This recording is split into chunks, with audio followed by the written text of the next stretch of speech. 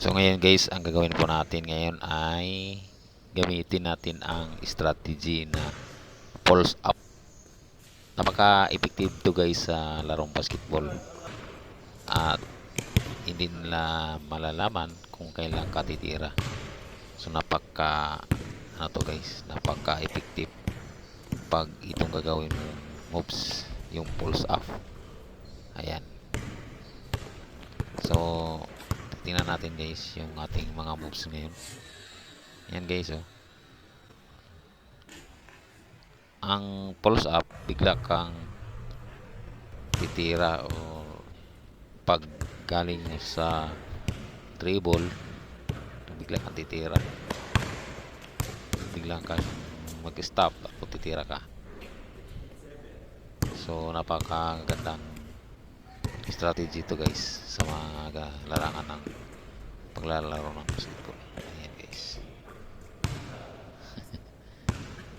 So hindi yan nakita yung bola, dumulas yan kaya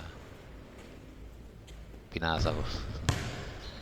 Para hindi ako mag illegal, no? Pinatama ko sa kanyang bola tapos tinira ko.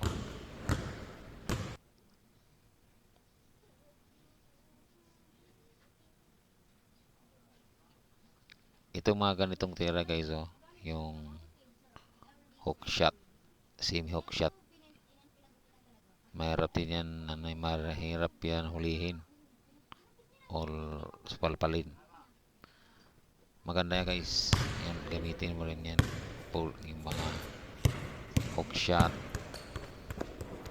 So madalas kong ginamit dito guys yung pulse up, yung tumitira ako ng biglaan tulad yan, no? Yan, no? Yun, no?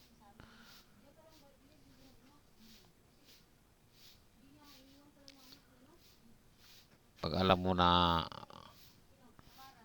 maano man naman guys, matatansa mo na parang kaya mo siyang itira mo na guys.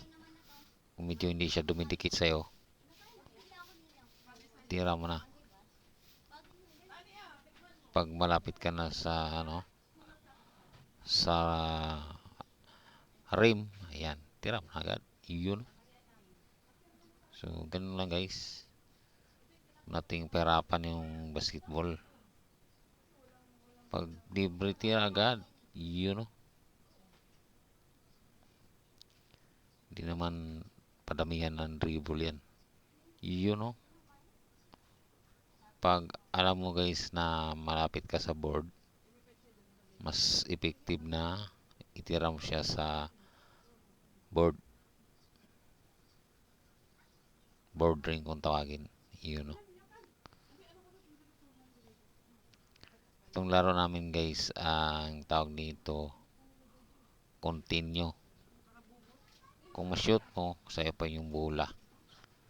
Yan ang laro namin dito.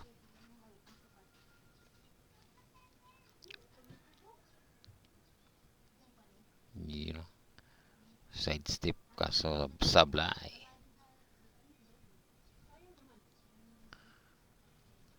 Yan, o. Yan, o. Kala niya drive ako. Yun. Tinira ko na. Yun.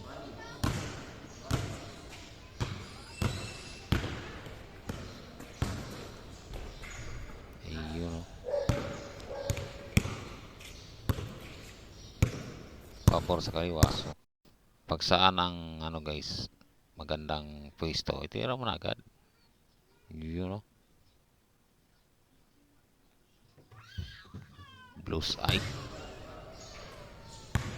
Ganun lang guys. Ganun lang kasimple ang basketball. So ibang naman to guys. Another naman to. Ayun, no? At for more tips, follow and share. Thank you. Bye bye.